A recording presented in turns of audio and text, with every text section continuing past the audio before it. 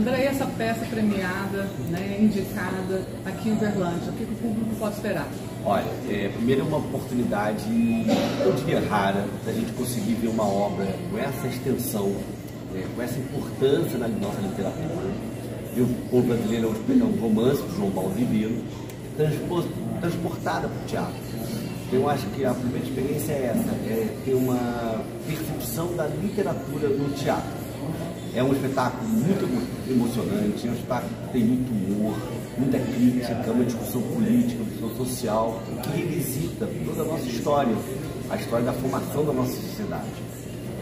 São 30 músicas do Chico César, um elenco variado, com atores da Bahia, de São Paulo, Rio de Janeiro, Minas Gerais. Está aqui o nosso colega Maurício Tizumba, nosso prêmio Shell também, desse ano de São Paulo, com esse espetáculo, Jackson representando a Bahia, Sara também do Rio de Janeiro. Então acho que é um espetáculo assim, que é imperdível. O Uberlândia tem que chegar para assistir. A história é muito extensa. Como foi para você selecionar os pontos para entrar nesse espetáculo? Olha, encaixar as músicas também? Esse trabalho é um trabalho fruto de um doutorado, então eu tive bastante tempo para estudar e pensar. Era uma trilogia, ele começa com esse espetáculo, é o primeiro ciclo. Né? Então a gente pretende ainda fazer mais 2 ciclos no futuro, esperamos conseguir. A costura tenta, de alguma forma, permitir que a narrativa vá se desenvolvendo, valorizando os principais temas, a ancestralidade, a força da mulher, a questão da luta contra a escravidão. Eu acho que são temas que estão muito presentes ali, a independência do Brasil. Eu acho que a música ela acaba complementando de uma forma emotiva também. Ela faz a história ser cantada, ao invés de ser contada só. Então isso quebra um pouco, às vezes, a frieza da literatura, que exigiria um tempo muito maior. Né? O espetáculo é um espetáculo longo, mas se fosse todo feito na dimensão dele, seria ainda muito maior. Então acho que a música tenta, de alguma forma, quebrar isso e envolver mais o espectador. Como que essa peça se encaixa na trajetória da carreira de vocês? Houve algum aprendizado ou transformação especial no processo? Eu acho que sempre há, né? Mas eu acho que essa pergunta, especialmente, eu gostaria de deixar que Tizumba e Jackson e Sara respondessem, porque eu acho que tem muito a ver com o percurso do espetáculo, né? E que a gente transforma aí como ator, como artista dentro de um espetáculo, né? Sempre há um aprendizado, né, em tudo na nossa vida. Então, cada acontecimento, cada projeto diferente, a gente encontra uma narrativa, encontra colegas diferentes, isso tudo interfere diretamente na gente. Eu sou a mais jovem desse grupo, né, e sem dúvidas é um poço de aprendizado para mim, tá cara a cara ali junto com o meu querido Maurício Tizumba, com o Jackson Costa, né? E no processo todo nosso, sob a batuta do André, o André também, ele dá muito espaço para o ator também chegar com a bagagem que ele tiver. Então, o aprendizado é para o resto da vida. André, no começo lá do processo, uma das coisas que ele falou que eu achei interessante e que a gente vem praticando isso é que mais importante que o resultado do espetáculo é a relação nossa. E o livro de João Baldo, assim como o espetáculo, eles mostram exatamente isso, né? Essa diversidade desse povo brasileiro, que no momento em que aprender a conviver melhor com as diferenças, aí sim seremos uma nação, talvez sonhamos, né? Então o espetáculo, ele para mim, ele traz isso, assim, o teatro é uma arte coletiva. E ver o povo brasileiro, ela é bem forte nisso. Quando a gente tem que conviver com esses personagens todos e com essas pessoas todas diferentes, como o André falou aqui, de lugares diferentes do Brasil, porque é o livro também, né? O livro mostra isso. Então é assim, é um aprendizado, talvez para mim, no meu tempo de teatro, 41 anos eu acho de teatro, embora eu seja um ator jovem, esse espetáculo eu acho que ele traz com mais ênfase essa coisa de sermos, né, um povo coletivo e uma expressão de teatro, assim, que eu acho que toda arte, né, que tem mais de um, né, 2, assim, propõe isso e o público se vê nessa proposta de João Baldo e de André de sermos mais, convivemos mais com as nossas ideias.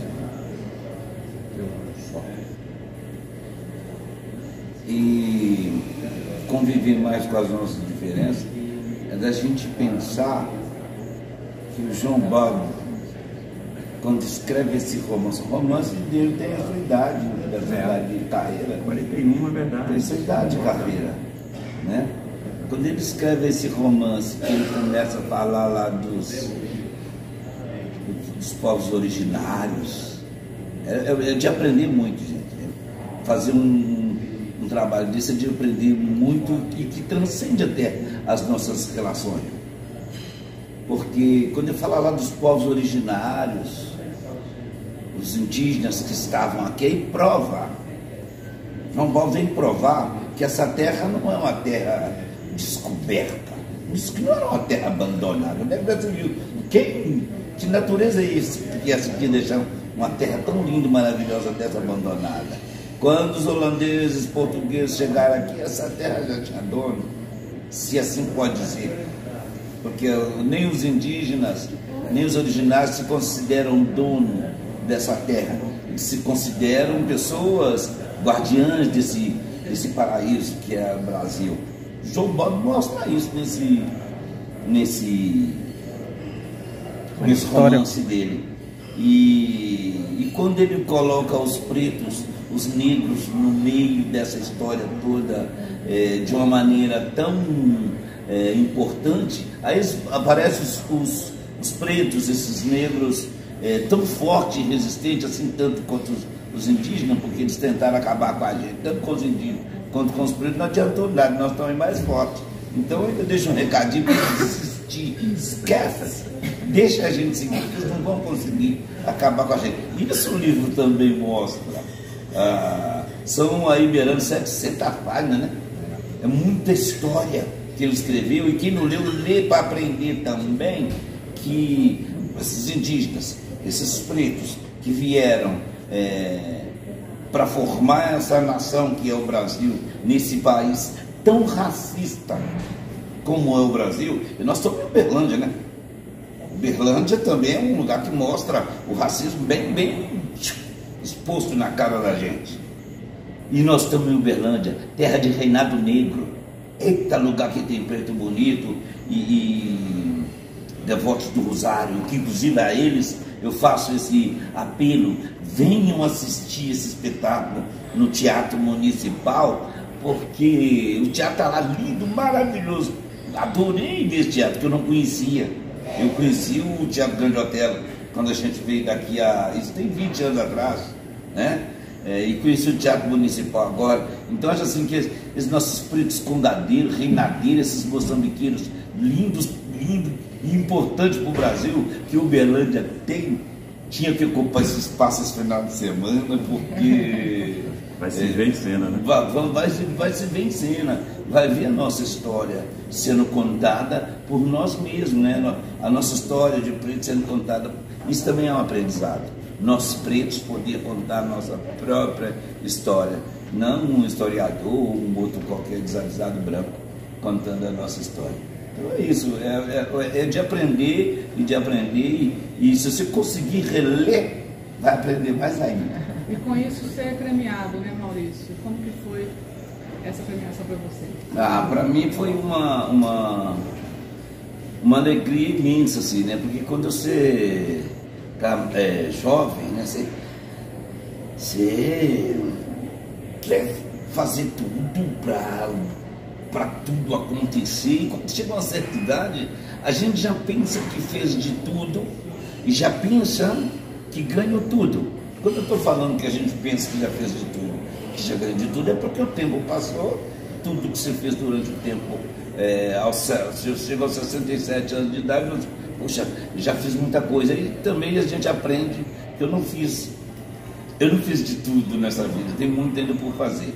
E o prêmio vem me mostrar isso também, que a gente pode continuar produzindo, pode continuar fazendo coisas. Quando o prêmio chega, é engraçado, porque o elenco é maravilhoso, né? Porque quando você está trabalhando ali, ele fala muito bem, nós trabalhamos com as diferenças, cada um tem uma diferença de como que trabalha, e eu sou muito feio para trabalhar também nessa história. E ali, o texto é um texto difícil, mas é bom de fazer para a gente. E eu achava que eu conseguiria fazer, mas eu teria que ter um tempo maior. Não, eu ia no meu tempo e eles iam no tempo deles, a gente ia chegando. E cada cena que eu ia pegando, o elenco torcia por mim. Era engraçado que o elenco torcia por mim a cada momento ali. Sabe, a cada acerto meu eles vibravam. Isso era nítido. Então, alguns chegavam, nossa, isso aí. Alguns chegaram nisso, isso vai dar prêmio. Isso vai dar prêmio. No próprio elenco. Cada cena minha, elas diziam, isso vai dar prêmio. Eu escutei isso de colegas. A gente escuta depois de velho, tá bom, vai dar prêmio. A gente só balança a cabeça e tal, mesmo a gente sabendo que a gente está fazendo uma coisa boa, que isso também a gente não pode tirar da gente, não, porque a gente sabe que a gente está fazendo uma coisa boa, né?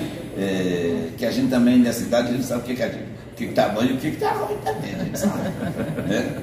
Mas ali eu tinha certeza que estava fazendo uma coisa boa, mas como o Brasil tem muito talento, tem muitos artistas bons, eu não esperava que eu poderia ganhar esse prêmio. Eu sei que eu cheguei lá, sentei na cadeira da frente, eu só sei que quando chamaram o meu nome, com tantos outros atores de altíssima qualidade, eu estava lá com esse prêmio na mão. Para mim foi uma satisfação muito grande nessa altura da vida ganhar esse prêmio. E o que acontece? Esse prêmio só me dá força para continuar caminhando. Claro, vou ir caminhando devagar, mas vou.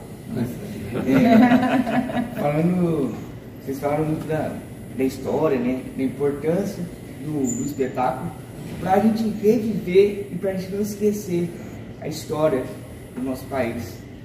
E eu queria que vocês falassem um pouco do momento que a gente está vivendo e qual que é a importância do pessoal lerem o livro, do pessoal assistir a peça, para a gente não repetir os erros do passado. Para vocês, qual que é a importância desse espetáculo todo, nesse momento? O livro começa em 1640 por ali e vai até 1977. É claro que pensar na releitura desse momento de hoje faz sentido pensar com o final do livro, que é onde João Baldo faz uma grande crítica a todos os processos de intolerância, ditadura. Então eu acho que essa releitura é fundamental para a gente não deixar que algum movimento hoje de extrema-direita, algum movimento politicamente autoritário possa renascer e achar que tem eco na nossa sociedade. Eu acho que o livro serve para isso. Agora, todo o livro também revela o quanto que o aprendizado de uma sociedade deve ser continuado, porque as violências, as discriminações, a intolerância, o racismo, tudo isso são práticas que, se a gente não combate diariamente, elas voltam. Tem sempre alguém oportunista, tem sempre alguém com sede de poder, com sede de comando, que acha que o momento que é aquele. Só que ela esquece que ela morre também logo depois. Então não tem por que sentido fazer isso. E não lutar por uma democracia, uma sociedade justa, igualitária. Então eu acho que todo o livro, de alguma forma, é sempre toda a literatura que aponta o dedo, bota o dedo nessa ferida, é um alerta para a gente entender que a busca de uma sociedade justa é o único caminho para uma sociedade democrática. Então a gente tem que estar sempre, acho que, atento a isso. É claro que a gente jamais vai reviver movimentos de escravidão no mundo, eu acredito, ocidental desenvolvido, porque não tem mais espaço, não tem mais pensamento possível para isso. Mas movimentos de opressão, ditatoriais, preconceituosos, isso a gente vai ter que estar o tempo todo atento e alerta. E o livro traz esse alerta quando revela que nós já fomos uma sociedade assim. Então temos que tomar cuidado para não voltar a ser jamais. E a sociedade, nos seus mecanismos destrutivos, né, ela sempre encontra também um outro meio de reproduzir, mas disfarçado. Então, quando o André me diz, não, processos de escravização talvez não aconteçam, acontecem, disfarçados, né? Porque vão tomando novas roupagens à medida que o tempo vai passando, a sociedade vai mudando, vai evoluindo. Então, a gente tem a falsa ideia de que está evoluindo, mas na verdade as mazelas elas estão lá por baixo do tapete e se multiplicando, né? Isso é os mínimos que eles criam, né? Vão dar para eles esse mínimo aqui, mais um mínimo ali, tudo que se cria para a gente é mínimo. E quando você vai viver num mundo onde eles só dão para as pessoas salário mínimo, saúde mínima, educação mínima, tudo mínimo, aí escravidão. Entrando nesse ponto que vocês falaram, meu canal chama-se Manca, eu sou manco, e eu trabalho cultura, esporte e inclusão juntos. E eu não gosto do termo que me define, que é deficiente. Assim, falta de alguma coisa. Na verdade, a gente tem condições que a sociedade não compreende. E eu, graças a Deus, a gente vem trabalhando num termo novo. Inclusive, a gente conseguiu lançar um documentário há uma semana atrás, que é o poder da palavra. Eu troco o termo deficiência por singularidade, porque todo mundo é único, todo mundo é singular. E como você fala daquela coisa do mínimo, e a gente fica nesse lugar, as pessoas que são classificadas, rotuladas como deficientes, a gente está nesse lugar e nesse primeiro momento a gente tem essa condição de aceitação. E eu falo que aceitação é muito pouco, a gente tem que ser acolhido. Então, eu trabalho no termo singularidade para a sociedade ver a gente de uma forma positiva, em vez de negativa. E como eu sei que todo mundo é único, todo mundo é singular, eu gostaria que vocês compartilhassem alguma história com uma pessoa singular que vocês têm e que vocês ensinaram, que vocês aprenderam, e uma singularidade de cada um de vocês. Eu posso começar porque eu sou filha de uma mulher que tem uma singularidade. A minha mãe teve paralisia infantil quando era pequena, então eu cresci nesse ambiente, né? Na hora de andar na rua, ela é moletante. Eu pequena, não tinha como segurar na mão dela, então eu sabia que eu podia andar um pouco mais à frente, aonde a vista dela alcançasse, e ao lado, sem segurar na mão. Então eu precisava ser fiel a ela, né? Ao comando dela, atrás nunca, porque ela não podia ficar olhando para trás, né? Então, essa convivência com minha mãe me ajudou muito a enxergar as outras diferenças no mundo. Durante um tempo eu trabalhei 9 anos com um grupo de teatro que existe lá em Niterói, no Rio de Janeiro, chama Grupo Teatro Novo. É um grupo que trabalhava com pessoas com síndrome de Down, atores com síndrome de Down. Então eu tive, enfim, tem histórias incríveis que não vai dar para contar aqui, mas eu acho que a gente sempre tem a aprender com o outro, né? Porque cada jornada é única. E se a gente tem desejo e sede de vida, a gente está atento à experiência do outro e aprende com isso, sem dúvida. Eu posso falar de uma singularidade, que é o seguinte: eu sou descendente de cigano. Então a minha mãe, eu estou aqui agora em Uberlândia falando desse livro, porque a minha mãe saiu da tribo para estudar. Então,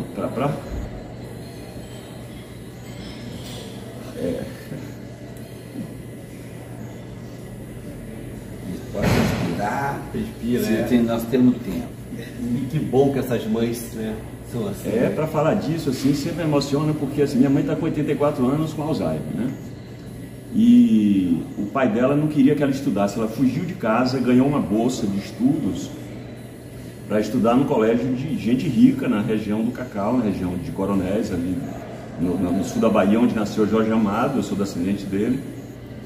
E assim, a gente vê a importância da leitura, né, do livro.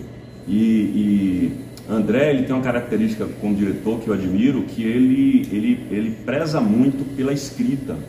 E a gente leva para a cena trechos literários mesmo, que é, como o Tizuma falou, né, um texto bom de dizer, porque ele é muito poético.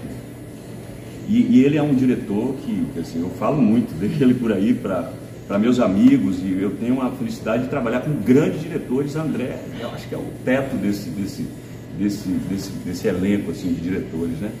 e ele preza pela literatura. Então, assim, a importância, que você fez uma pergunta anterior, né, de o que é que esse livro traz que se assemelha com o momento que a gente está vivendo. Quando ele escreveu esse livro, a gente vivia singularidades que a gente precisa se ver do espelho para poder aprender, saber quem nós somos, para saber como a gente pode se melhorar, que no momento atual tem muitos aspectos que esse livro traz que estão até piores.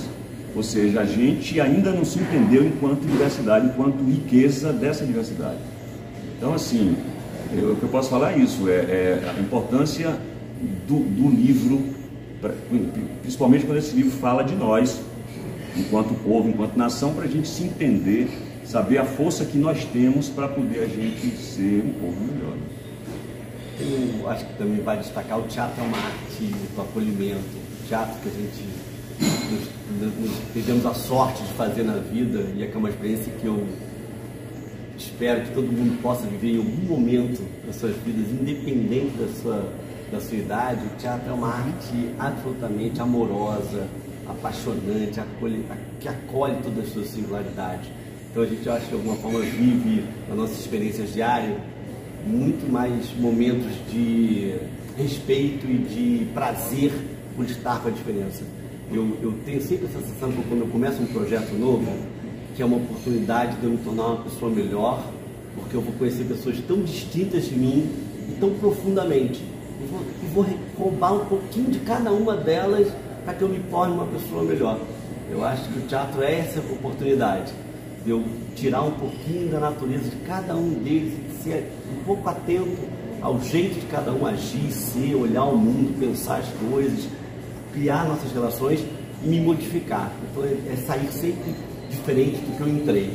Eu acho que eu tenho que agradecer ao teatro essa oportunidade, também até a vocês todos aqui e suas palavras, Jackson, que eu acho que é esse o grande momento que a gente pode viver no teatro, enquanto artistas que convivem no palco. É a chance de sair diferente de como entrou.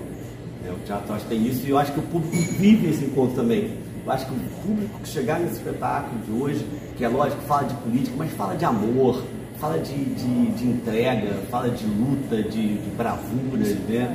De superação, tem muito humor, fala de diversão, fala de sexo, fala de alegrias, né? E eu acho que esse público também sai diferente. Quando fala da singularidade, camarada, a gente está vivendo um momento muito bom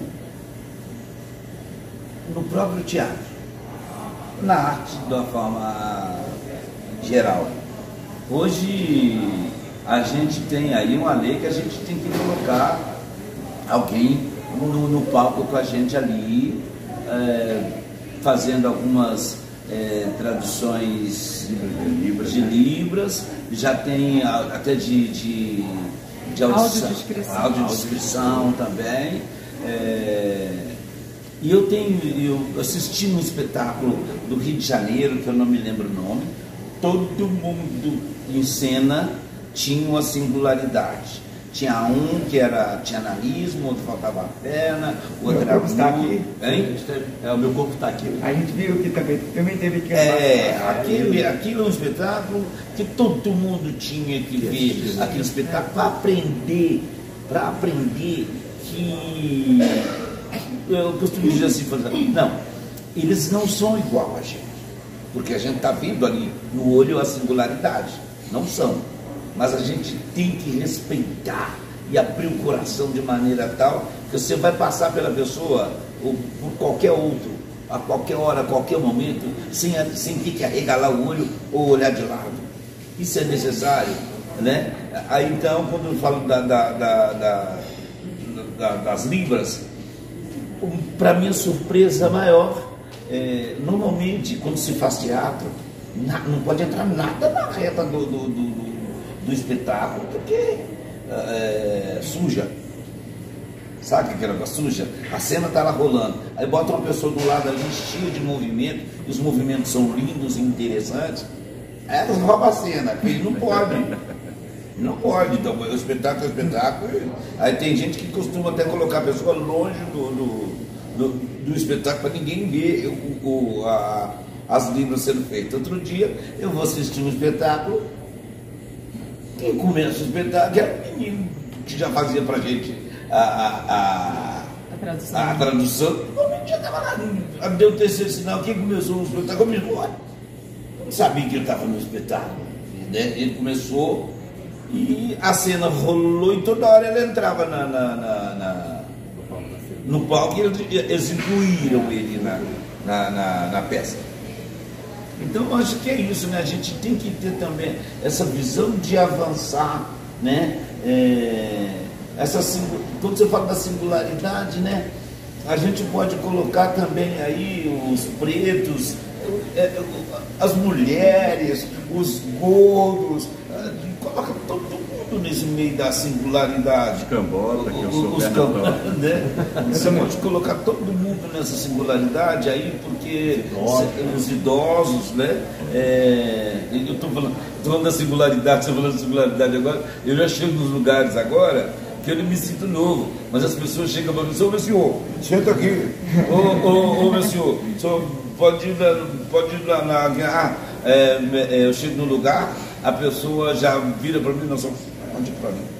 Tá bom, já voltou indo para ali, porque eu ainda não me vi ainda com essa singularidade. Com essa singularidade, né? Então, tem outras, né? Tem outras, mas essa você vai descobrindo no olhar das pessoas. Então imagina o poder do olhar das pessoas, que é aquela coisa assim, que o olhar preconceituoso, eu como preto que sou, não adianta eu querer ser branco no meio dos brancos, porque o olhar deles vai mostrar que eu sou preto. Então essa singularidade a gente tem que pegar ela e lidar com ela com muito amor na hora que você vê a sua singularidade, a singularidade do outro, a idade que eu tenho hoje, que a pessoa fala assim, pode ver o senhor, pode ver o senhor. Eu falo assim, hoje eu tenho um direito. Então acho que essa singularidade, o que é singularidade tem que chegar para todo mundo que tem a sua singularidade e ser defendido e incluído e passado na frente. Eu queria também, assim, não deixar de fazer aqui uma referência que o projeto, né, Rota das Culturas, que vocês tão brilhantemente estão fazendo aqui em Uberlândia, que a gente está tendo a oportunidade de fazer a abertura esse ano, ele, de alguma forma, escancara, revela todas essas singularidades também da arte, também de cada um de nós.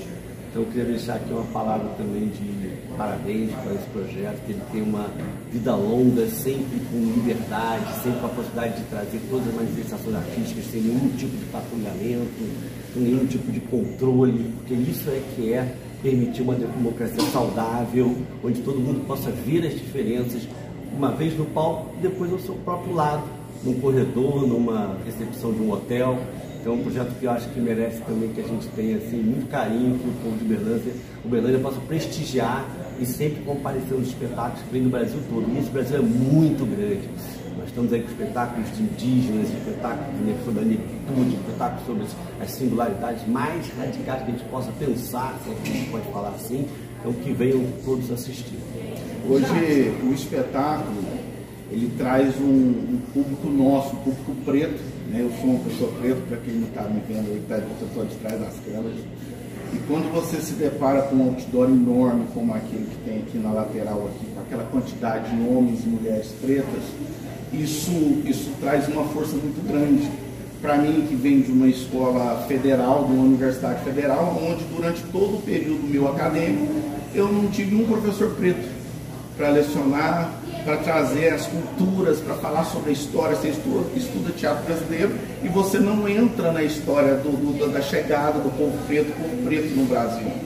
E quando vocês chegam na cidade, vocês já depararam com alguma dificuldade ao que diz respeito a essa quantidade de pessoas pretas em cena? Porque aqui, se vocês verem dentro desse próprio espaço onde nós estamos fazendo o coletivo, entrevistando aqui só está eu, e se não fosse por vocês atores, acho que não teríamos, né? Porque você vem vindo, passando aqui. Eu sou uma pessoa que repara muito isso. Quando eu chego nos espaços, eu digo, gente, será que eu sou preto? Qual que é a quantidade? Eu tenho esse costume. Então, como que é para vocês trabalhar isso e como que as pessoas recebem? Posso tomar a liberdade de começar? Só porque eu acho que é uma transformação que o Brasil não tem como não mais enfrentar, e tem a mudança certa. Eu sou professor também da Universidade Federal, sou diretor de uma escola de teatro no Rio de Janeiro, e uma escola que passa por todas exatamente essa mesma questão que o Berlândia está passando, uma mudança da cor das nossas salas de aula, da cor dos nossos docentes, nossos discentes. E hoje é cuidadoso para que todos tenhamos uma atenção, para que não há mais como não ter esse olhar que você disse que tem. Não há como um brasileiro não sentar numa sala e não perceber se a cor é diversa, né? Se as religiões são diversas, se os gêneros são diversos. Aquela pessoa que não quiser enxergar isso, ela está errada. Ela precisa rever os seus valores e buscar outros valores, porque temos que estar todos atentos a isso. Toda a arte hoje, e isso é um movimento político, precisa ser inclusiva, precisa trazer a diversidade à sua própria essência de construção de projeto. Eu acho que é uma mudança que é natural, natural no sentido que ela luta, mas ela vai acontecer. E que bom que você está aí também, e que bom que a gente está tendo essa possibilidade. Eu não lembro de ter vivido algum problema, ao contrário, eu acho que a gente sempre vive muita... que é esse valor. Poxa, que bom ver tantos atores e atrizes negras no palco, que bom estar falando do Brasil, da nossa história. Não me lembro já estamos aqui há 2 anos fazendo esse espetáculo, né? Não me lembro de nenhum momento isso ter sido uma questão, ao contrário, ter sido sempre uma questão positiva, que é a importância, né? E o pessoal que é preto, como que ele é? Isso aí. Se já aconteceu, né? Deixa o Pretinho falar primeiro. Olha, gente, esses processos eles acontecem mesmo quando a gente não tem visão, mesmo quando o nosso olho não alcança, né? O nosso ouvido não escuta. Então, assim, de certa maneira, quando a gente vem para uma cidade diferente, com um grupo de teatro, a gente já está inserido de alguma maneira, assim, na nossa bolha artística. Então, sim, sem dúvida, a gente percebe quando o nosso público, em sua maioria branco. A gente percebe ontem, por exemplo, a gente foi jantar lá no clube. Eu percebi, olhei lá para o quadro de gerentes e responsáveis, a alta patente do clube. A gente olha, então, pô, são 27 pessoas, eu contei. 27 pessoas, não tinha um preto, não tinha um clarinho como eu. Isso, para mim, o que denota? Denota o processo histórico do país onde eu vivo, dessa cidade que eu conheço absolutamente nada, ou para dizer muito pouco, sobre os processos históricos aqui nesse território em Uberlândia, mas isso já é uma coisa que aponta, né? Você já pode ter uma ideia de como foram e como são os processos aqui, né, ligados a racismos e preconceitos, enfim. Então, assim, até agora aqui a minha percepção foi essa. Então, em cada lugar diferente que a gente vai, a gente compreende o cenário e vai aprendendo, trocando sobre aquilo ou não. A gente está com o olho aberto, com o ouvido ligado, porque também nem pode não estar, né? Nem tem essa opção. Então, baiano vem de uma terra onde a maioria lá é preta e o racismo lá é gigantesco. Pensando nisso aqui, ele vai entender. A Bahia é toda preta e o racismo lá é gigantesco. É uma minoria que é racista, toma conta de uma cidade. Se tiver um levante preto, a minoria vira nada. Mas eu não estou aqui para pregar violência. Eu estou aqui para pregar exatamente uma caminhada de um elenco negro. Eu já venho trabalhando com teatro negro há muitos anos na minha vida. E o que acontece é que quando você está trabalhando com elenco negro, você tem um elenco negro, está indo todo mundo para uma cidade. Entra no avião 15, 20 negros. Não precisa de assustar, não. Não precisa de assustar, é tudo ator, gente boa. Mas assusta. Mas as pessoas assustam. Se tem um elenco, aí nós estamos andando tudo da rua. E pode saber que eu costumo dizer que nós pretos, nós somos diferentes. Somos diferentes mesmo. Eu tô falando, não estou falando da cor da pele não, porque isso aí é o que se vê. Mas a gente ri mais, a gente mostra mais os dentes, a gente fala com mais volume, a gente fala mais alto. Os nossos movimentos, isso é da raça, não é nós que inventamos. A gente fala com movimentos mais largos, né? Então, se a gente chega em qualquer outro lugar, chega 20 negros junto, a gente anda junto. No avião, a gente anda junto.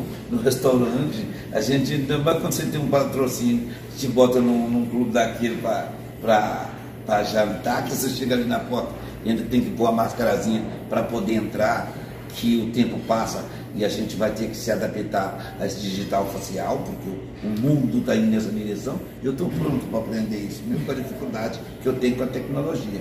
Nada me para nesse sentido. Então, o que eu quero dizer é o seguinte: eu fiz aqui um apelo para todos os pretos que eu sei que estão aí nos seus quartéis da periferia de Uberlândia, as guardas de Congado, está todo mundo aí, eles estão aí.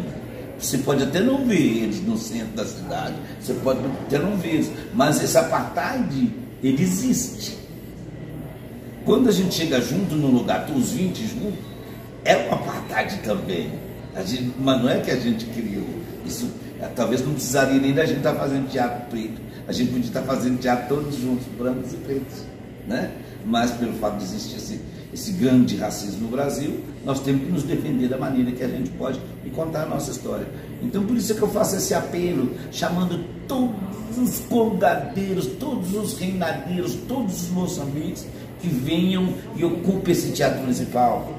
Não só esse final de semana, mas todos os finais de semana, porque mesmo estando lá eles pagam impostos e eles têm direito de entrar nesse teatro.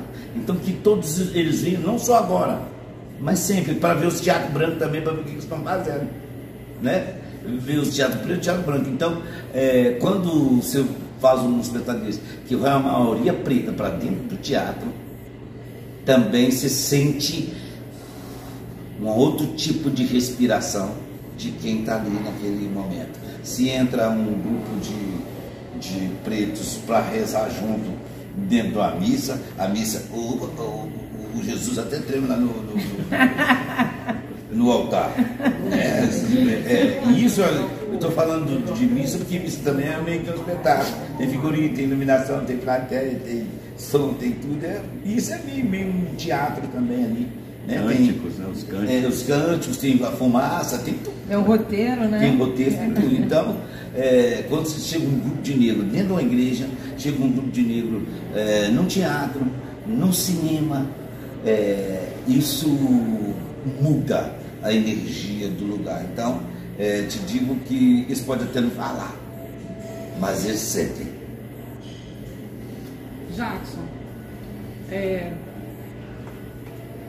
que você vai falar um pouco sobre isso também, mas já emendando uma pergunta, agora há pouco o Tio Zumba falou sobre ser premiado nessa fase mais madura. Você que veio de grandes sucessos na TV, passou por situações aí de preconceito por morar na Bahia, não conseguir contratos, né, no eixo Rio-São Paulo, e agora está nesse espetáculo que representa para você. Se você me der umas 3 horas, eu respondo essa pergunta. Gastamos diferente. Assim, legal essa pergunta. Né? Primeiro, assim, a gente faz escolhas na vida, né?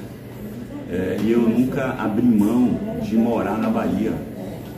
Primeiro que eu sou do interior, como eu falei aqui, e eu fui para Salvador e passei só 2 anos e meio na escola de teatro e já comecei a viajar o país com um espetáculo, primeiro grande sucesso nosso. Aí eu fui jubilado, eu acho até um nome bonito, eu botei no meu currículo, eu sou um ator jubilado, parece uma coisa boa, né? Mas aí eu fui algumas vezes, e todas as vezes que eu fui ao Rio de Janeiro fazer trabalho na Rede Globo, ao final eu sempre voltava para a Bahia, pensando em que eu ia me fortalecer mais enquanto ator, enquanto pessoa, se eu volto para a minha fonte, da minha cultura, aonde está, assim, essa história, né, desse livro se passa ali, que é uma cidade aberta para todos os povos que vêm e se misturam, né? A gente entra numa centrífuga, né? Então quem souber aproveitar esse caldo pode sair melhor dessa centrífuga, né? Deixa eu ver se eu consigo o fio da meada da sua pergunta, né? Importância, né? De estar nesse grande espetáculo do Grande André. Então, eu acredito que por essas decisões minhas, que são decisões assim, natural em mim, não é assim, vou fazer isso, não vou fazer aquilo, não. São as minhas escolhas. Eu escolhi há muito tempo estar nesse espetáculo aqui, não foi uma escolha agora, né? E aí quando o André me chama, ele podia chamar tantos atores baianos, né? E tantos grandes atores baianos, maiores do que eu, que estão nas grandes mídias, que amam trabalhar com ele, que já trabalharam, e os que não trabalharam ainda e que querem trabalhar com ele, por ele ser um grande diretor mesmo, é uma pessoa que tem um olhar assim, que é um olhar que a gente precisa aprender a ter esse olhar, né? Para todos, para essa diversidade que a gente está falando. Então, para mim, assim, eu sou premiado, eu ganho um prêmio Shell. E assim, se eu ganhasse o prêmio Shell, eu acho que eu não estaria tão feliz quanto saber que ele ganhou. Porque aí a minha vaidade, né?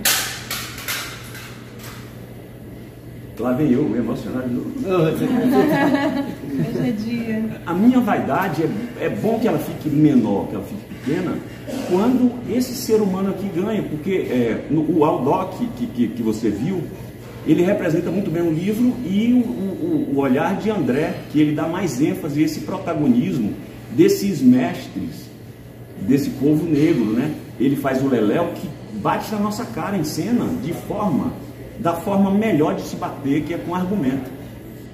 E a gente não pode fugir de argumento, você pode fugir de um soco, mas de um argumento, se ele na plateia você fala, bateu em mim, e bateu bem. Aí tem esse ator brilhante, que é o melhor ator do Brasil, né? Esse prêmio Shell, e aí que representa esse personagem Leléu, e tem essa figurinha desse tamanho aqui que fica gigante em cena, representando Maria da Fé. Maria da Fé, quem é Maria da Fé hoje? Esse ser humano aqui, enquanto artista, é uma Maria da Fé, que traz um olhar diferente para a sociedade, né, em termos de civilização. Uma Margarete Menezes no Ministério da Cultura é uma Maria da Fé. Marielle Franco era e ainda é uma Maria da Fé, né, que é uma pessoa que traz um olhar para mostrar para a gente enxergar o que a gente não está enxergando ainda. Então, eu não sei nem o que dizer mais. Deixa eu só fazer uma coisa, só para terminar, viu? Já vai. Já vai. E eu acho que é isso aí, quando você falou da Maria da Fé, fala da importância que tem as mulheres nessa nossa história brasileira. É grande. A gente sabe disso. Mas nós estamos aprendendo a trazer a mulher para o seu lugar e ter esse aceitamento, a ter aceitação, né? Então, essa Maria da Fé são todas essas mulheres que estão aí e é muito bem representada. Nós temos uma força das mulheres dentro desse espetáculo que deve ser vista por todos. Eu queria só também destacar uma coisa bonita que está aqui. Eu já tive a oportunidade de trabalhar com esses 3 artistas em outros espetáculos antes desse. Isso é uma companhia, isso é um encontro, né? A Sara e o Jackson já fomos colegas de outros trabalhos, que nenhum dos 3 estavam no mesmo trabalho, e hoje estamos juntos. Eu acho que isso também é uma coisa de destacar, que o teatro constrói essa família um pouco, né? A gente faz as escolhas lá no passado também. E eu queria também, só desculpa, eu não posso esquecer, a gente amanhã vai estar fazendo um projeto de oficina. E eu queria também convidar as pessoas, para quem tiver interesse por direção teatral, por entender um pouco a criação, a concepção, o fazer teatral. Eu vou ter tendo a oportunidade de falar, é gratuito, é só fazer inscrição também através do Rota das Culturas. Só uma coisinha assim, só para... eu perguntei a André no processo lá da peça, André, quem é João Baldo Ribeiro? Ele falou Maria da Fé. Então, ele escolhe ser uma mulher. O autor, ele escolhe ser uma mulher para mostrar o que ele quer mostrar, assim, de maneira que, né, a sociedade não está vendo ainda. Aproveito e já convido então o público para hoje. O Tutizumba é hoje? Hoje. Então, gente, ó, hoje, amanhã e domingo, Viva o Povo Brasileiro de João Baldo, com um elenco maravilhoso e que vai estar acontecendo no Teatro Municipal a partir das 19 horas. 19 horas. 18. Domingo 18. Domingo 18, mais cedo você descansar, entendeu? Sexta, sábado, domingo. Sexta e sábado 19, domingo 18. Vem, gente! Obrigado, gente. Obrigada.